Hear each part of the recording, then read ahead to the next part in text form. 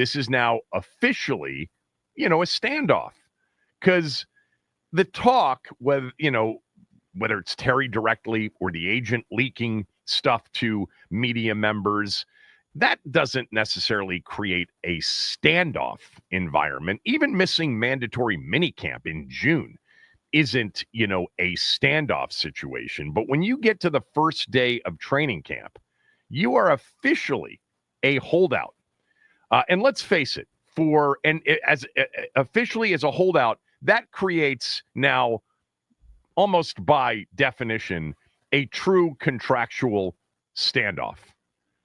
And for Terry, man, it does not fit the personality. For him not to be there with his teammates, for him not to be there preparing for the season, for him not to be, right there at the beginning of this 2025 season, by the way, the most anticipated season in 25 years, at least for this franchise.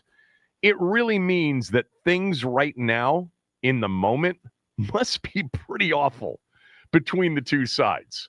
It's not, unfixable. Of course, these things always get this way. We saw it, in San Francisco last summer with Brandon Ayuk. He ended up holding in to avoid the fines. But the combination of Terry last week for 35 minutes validating his worth, talking about how he doesn't feel valued, we had that combination of frustration, anger, and legitimate hurt, more than anything else.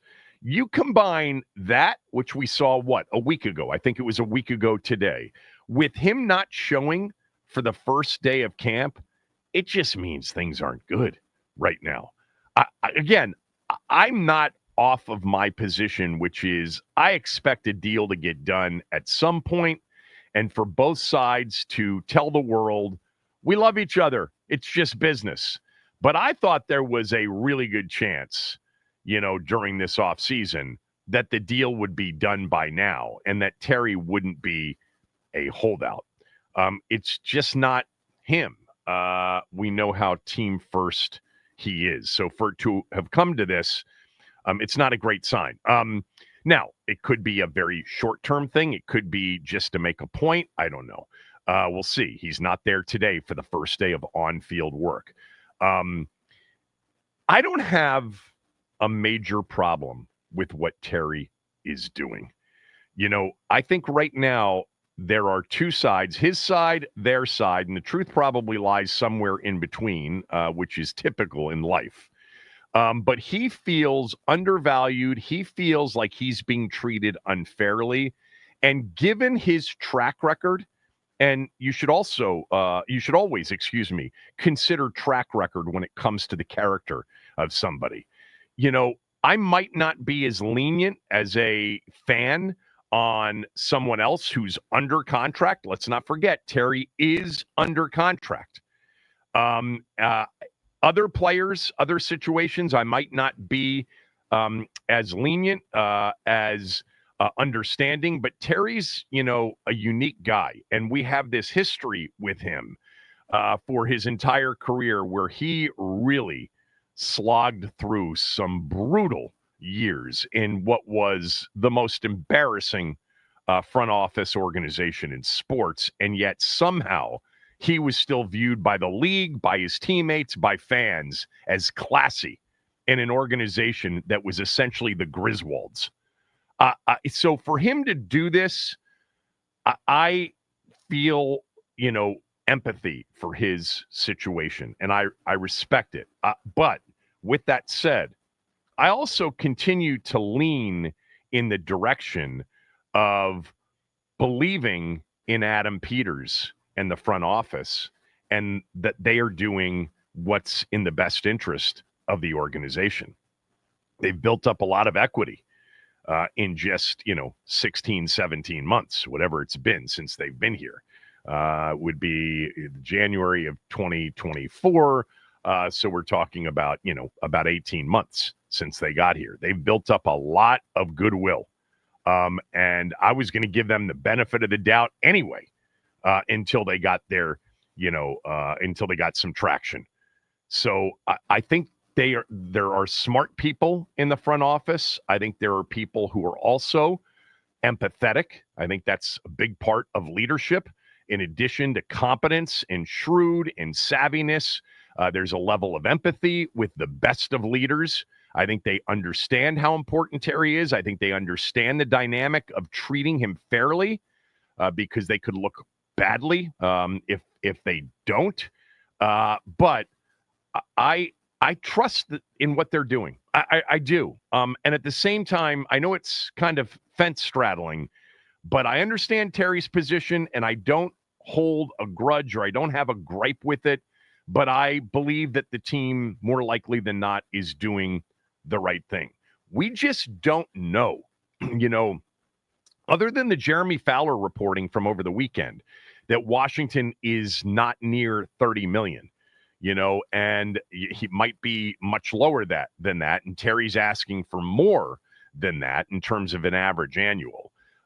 We don't really know for sure whether or not the team lowballed him, or at least with respect to the market. But this is a very subjective thing. Terry's contract was always going to be a little bit dicey because of the trickiness of the age and where is he really, on the list of great receivers. And then at the same time, but what a great dude. He's phenomenal from an intangible standpoint. So it was always going to be a bit tricky. So even if we find out that the team's initial offer was 25 or 26 million a year, something like that, 24 million a year, I'd be hesitant to refer to it as a low ball offer, because I think there's a lot in play here. Although that would seem pretty low ball. But certainly somewhere in the neighborhood of 28, I would not consider to be a low ball offer, especially if that was a first offer. But they seem to be far apart for now. Sometimes in these situations, both sides can be right. Both sides can make very strong cases for their respective positions, even if their respective positions are far apart. It happens in business and in life and in sports. So we'll see what happens. But it is strange, isn't it, that Terry McLaurin is actually taking it to the point where under contract he is holding out. I played out in my mind just the worst case, which we've talked about before. The worst case being they don't get a contract extension done and he plays in 2025 on his current contract, which has a year left. The team has flexibility, remember, other than not wanting to look bad because of, not getting a deal done with Terry in the eyes of fans. Personally, I'm going to trust them. I am. But they have some leverage, and it's called the franchise tag. He's got a year left on his deal. And if he balls out and he plays great and the team does well again and they want him back and they can't get an extension done next offseason, they can use the franchise tag on Terry. And that's a pay-as-you-go situation. Keep in mind, they're not paying him really anything other than base salary in the last year of his deal once the season starts. And then if they were to franchise tag him, that's a base salary number. You pay as you go. You're not doling out 75 million or 70 million in guaranteed money. A lot of it, upon signing, and a lot of it into escrow. So I don't know how much of that is playing into this, but we'll see. But I played out in my mind like the worst case. Like, let's just say they both decide we are just way too far apart. We're not getting a deal done. So what do you want to do, Terry? What does he do? Well, he can't hold out for the entire camp and just show up for the regular season, can he? He's got to play once the regular season begins. He's got to collect that paycheck, and he's got to have his contract grow. If he doesn't, play, there's still a year left on his contract when he comes back next offseason. And he's in the same boat, but a year older and having not played in 2 years. So that's not happening. I think the absolute worst case is they continue to try to work things out as he's holding out. And in a week or two, they just are like, we're just way too far apart. What do you want to do? This is our last and final. We're not budging off of this. It's, the ball is in your court. At that point, 2 weeks from now, 3 weeks from now, does he come in? Does he wait until camp's over? I don't know. It's going to be, we've got a new thing this time of year to sort of pay attention to and observe from afar. This isn't usually the conversation. And even if it is the conversation, it's not as meaningful because the team isn't going to be very good, when we've had these conversations in the past. This year, the stakes are higher because they are, the third or fourth choice to win the NFC Championship, the seventh or eighth choice to win the Super Bowl. They're coming off their most successful season in 33 years, and they are loaded, and they are going to be highly profiled in prime time many times this year. I think the worst case is he misses a lot of camp. They don't get a deal done. He comes in very late. He ends up playing.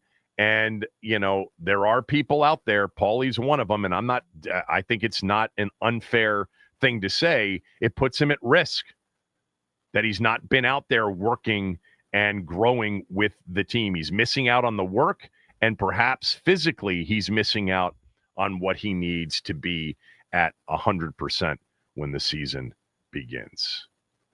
Interesting stuff.